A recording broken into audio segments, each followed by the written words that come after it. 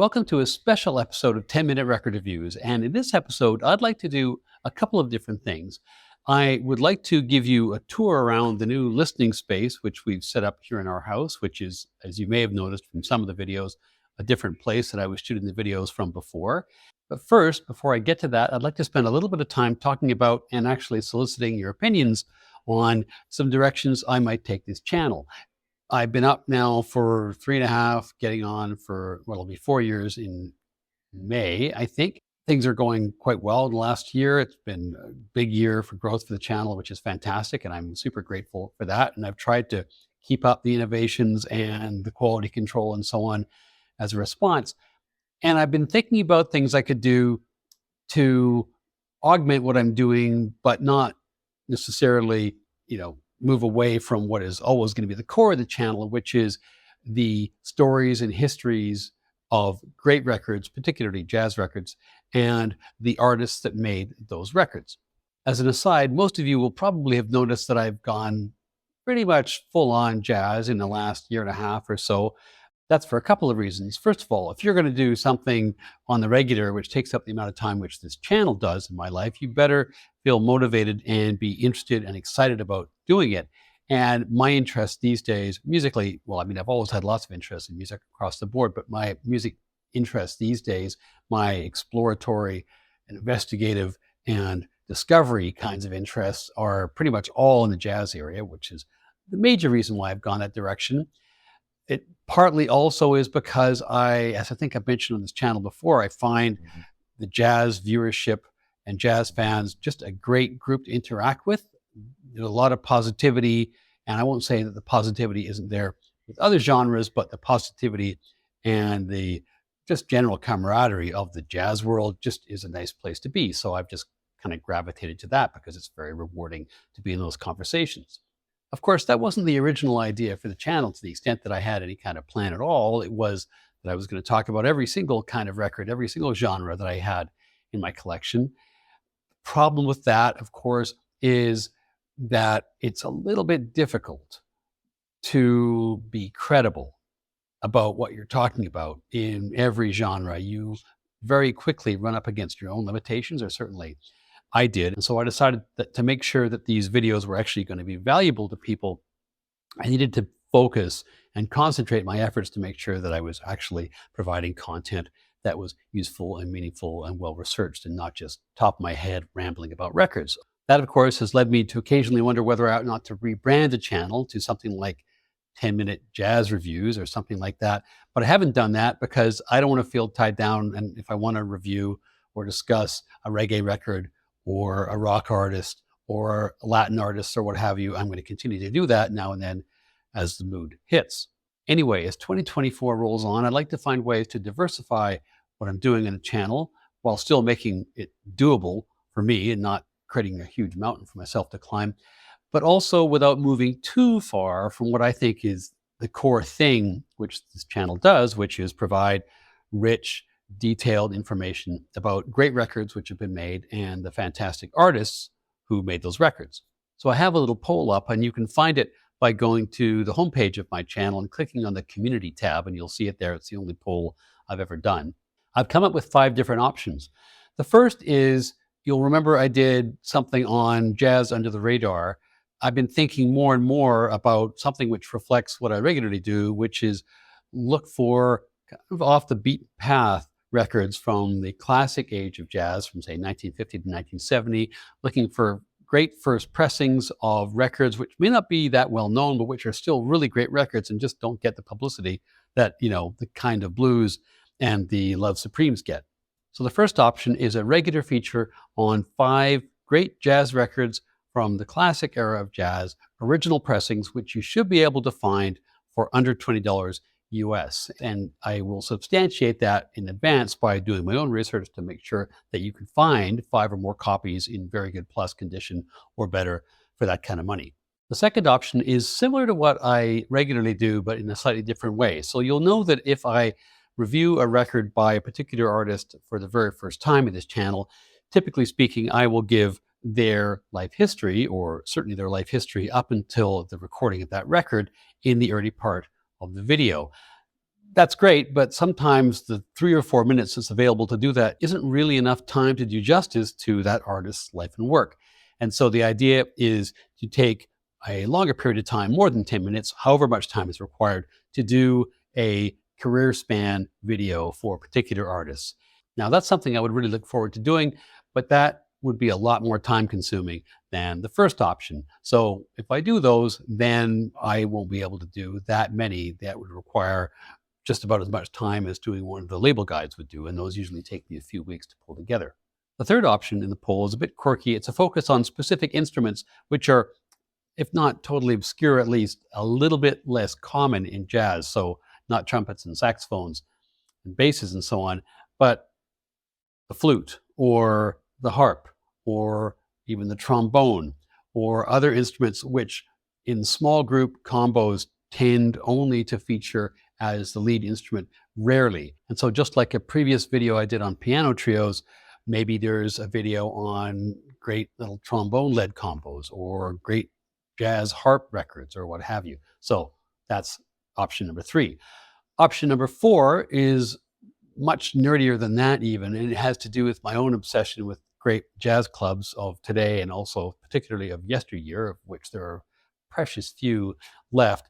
So whenever I go to a city that has any kind of jazz history, I usually try and find the great old jazz clubs. So when I was in LA recently, I went to the Lighthouse. When I was in New York, just before the pandemic, actually, we made a little pilgrimage to the Village Vanguard, amongst other places. All those clubs fascinate me. I love listening to live records made from specific clubs. I just picked up a bunch of different records, all recorded at the Half Note Cafe in the late 50s and early 1960s in New York. And I would love to do little packages just about those clubs, who owned them, what their lifespan was. It's sometimes hard to find that information, but I have a feeling that I'd really enjoy those videos if I actually managed to pull it together. So that's another option. The final option that I've suggested is something which basically regularizes a tendency of mine when I travel anyway, which is when I go to a different country or another city, I get interested in where are the record stores, where are the clubs, the famous club, what kind of tradition of jazz do they have here, who's playing live now, are there any of the greats still around, all those kinds of questions, like what is the jazz scene in X, Y, or Z location. And I thought, well, why not formalize that and look specifically at countries or cities, maybe, which have a very strong jazz tradition. So it could be jazz in France, and it could be jazz in Portugal, or it could be jazz in Brazil, or it could be jazz in Detroit, or in Philly, or in London, or Paris, or what have you. So that's the fifth option, and that might be kind of fun. And I can combine that. If I ever have to go on trips for business or pleasure, I can combine that with those trips as well. Now, those were all the options that I came up with. And when I say I, it was actually Mrs. Reviews who actually had most of those bright ideas. My pea brain could only come up with 1 or 2. So if you have other suggestions for things you think, A, you'd like to see in this channel, and B, you think I could actually do, then I would be delighted to hear what those are. And again, there's space below the poll in the comments section.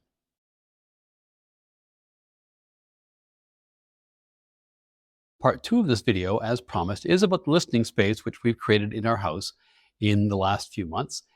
If you've been a subscriber or an occasional dipper into this channel over the years, you will have seen a lot of evolution. Well, I mean, you've seen a lot of evolution of content from, the early, somewhat free-form blurtings, which I offered on different kinds of records with no script, lots of ums and ahs, and really, I will say candidly, not much to add. So I have to say I cringe a little bit when I look back at those old reviews. But one has to start somewhere. Other keen-eyed and keen-eared viewers will have noticed that, or at least I hope anyway, the audio-visual aspects of these videos have improved in quality over time as I discovered great technological innovations like microphones and lights. Finally, you may have noticed that the setting has changed for these videos. Now, originally, when I started doing this, I began making these videos in our converted garage, which we converted from a garage 7 or 8 years ago into, well, originally an art studio, because we were both doing a lot of art at that point. And then subsequently, when I became a consultant, it became my office, and it also became my record library and general man cave. So when the pandemic hit and I needed something to do with all my anxious energy and I started the channel, I began to do these videos in that location. Originally, I was sitting at my little wooden desk on my little wooden chair with this background behind me. I then decided, I think probably poorly, to switch the angle so that the light was behind me, which wasn't actually as good of a choice as having the light directly reflected onto my face. And then the big move happened when I actually moved across the room. Now, here is a wide shot of the room so you can see what this converted garage is like. Well, at least when it's tidy. So there's my little desk on the right-hand side. And then, of course, the big comfy chair on the other side. And that was where the big move occurred about a year and a half ago, maybe 2 years ago, can't remember. And up until November 2023, that's where all the magic happened. But my spouse is an amazing person. And as we are, well, not quite empty nesters, but 99.9% empty nesters, about this time last year, she suggested that we take what was to be soon former teen space and turn it into a listening room. So at first I had to make sure that my hearing aid was not malfunctioning because this was figuratively and actually almost literally music to my ears. We had to wait till September when local youth began to seek adventures far afield. Here's a shot of what the space used to look like. Essentially, it was a holding zone for furniture that was moving through the house for one reason or another, but not actually planning on staying. And over time, through the course of the fall, we gutted it, we painted it. I conducted an extensive search. Now, you may recognize this for attractive, modular, cool-looking record storage that wasn't going to cost a bomb. And after weeks and weeks and weeks of looking, I ended up with the innovation of Kallax shelves from IKEA, which frankly are the natural resting point of what you need, like it or not. We put them together, we got some new furniture, and I have to say that my input into that was simply to say, I trust your taste implicitly, and I'm kind of glad I did. And eventually this all came together. Now, originally, we had a much smaller rug. There are in this picture a lot of bare hard surfaces. Particularly, there's a lot of bare hardwood floor around the edge of the rug. There was a lot of bare hard glass at the end of the room, and so on. And after all of this work and expense, after I first sat down to do an audio test in this room, I have to say I was bitterly disappointed because everything sounded really, really tinny. Now, in part, that was due to the rug, and we have since replaced the rug, and that has made a lot of difference. But the other thing which made a difference, which I didn't really appreciate at the time, was that I had actually contracted COVID when I was in Vietnam, a very mild case of it just towards the end of the trip. I don't know how I managed to get COVID. We were flying in airplanes. We were going to busy, crowded venues, hung out a lot in wet markets in Southeast Asia, and I still got COVID, so I don't understand why. Anyway, what I now realized was that even after I'd recovered, COVID was messing with my ears big time, and I could not hear any bass frequencies really from about the 15th of December until maybe 2 weeks ago. So I was pretty stressed out that we had done all of this investment and it sounded a lot worse than in the old space, which, small as it was, had fantastically dead air for whatever reason. The music in that old garage sounded really good. But as the new rug came in and the soft furniture came in, and as my ears recovered, suddenly the veil has lifted and I am hearing the most amazing sounds out of this new space. And I could not be happier, especially, of course, as it allows me to convey my thoughts about recording quality and so on, with some degree of accuracy, I hope, on the channel. As for the collection itself, well, let's go through it section by section. Now, I know that how one organizes records is a source of much debate. There are lots of videos about this specific topic on YouTube. I'm one of those people who divides it by genre and then by artist alphabetically. I know that there are people who do it by label, but I think that requires such in-depth knowledge of who's on what label during what points of their career that it required more learning than I felt like doing. Anyway, so for me, it's by genre and then by artist. So this particular column here that you're seeing, everything in this shot is jazz, top to bottom. And there's a little subsection in here, which is my collection of 10-inch records, 10-inch jazz records for the most part. I think all but one or two are jazz. And these 8 cubes over here are the rock and roll records. Down here are about 100 and some reggae records. The bottom 2 cubes on the right-hand side are bossa nova. One up from that is soul and R&B. And then the two cubes at the very top of that far right cabinet are Latin records, with the exception of about 30 to 40 records, which are in my to-go pile, because something comes in, something's got to go out. As for my rig, I've discussed it before. It hasn't changed yet. Funnily enough, the original plan when we moved all this into the new space was to spend the majority of the budget on a new system. But as it turned out, the furniture was a little more expensive than we thought, and therefore that kind of cut into the stereo budget. And secondly, I'm actually so happy with the way that this system sounds in this room that right now I'm feeling like, well, why bother rushing around throwing money to solve a problem that doesn't really exist? My system is probably a little bit rudimentary for some taste, but as a guy with a hearing aid, it's probably about right. This is my vintage HK 450 receiver, which is, I think, like a 1979, thereabouts. Lovely, warm sound, plenty of power, despite the fact that in theory it's rated at 30 watts a channel, but it really does, well, certainly kicks out enough for this room. No problem at all. That's pushing music through this pair of B&W 684 towers, which are maybe not just as good as the JBL 100 Classics that I auditioned the other day, but they're good enough for the time being, and they're supplemented with this REL sub, which I have in the corner here and I've been monkeying with. I'm still not totally sold on the idea of subs. I'm still not totally sold that I'm hearing what I should be hearing when the sub is engaged, but somehow or other, the combination of these speakers and the sub and judicious use of the loudness button on the amplifier seems to produce the desired result, at least for my ears, which are the ones that count. And of course, I've got this Rega P1 turntable, which again, could be better, could be worse. And to dampen vibrations, given this is a wood frame house, I use the old DJ trick of 3 soy sauce bowls with thick rubber bands wrapped around them to insulate the turntable. On top of the center of the record cabinets, we have this piece of pseudo live edge wood. It's actually butcher block, so it's not really live edge, which I did some handy dandy finishing of with my own bare hands. At the right hand side, we have some adult beverages, and at the left hand side is a kind of cool lamp that my wife found, and no, I don't know where we got it. You will have noticed there is a small collection of evil silver discs over on the right hand side. There's actually a lot more in the house in various drawers and so on, but I'll only allow a certain percentage in the room.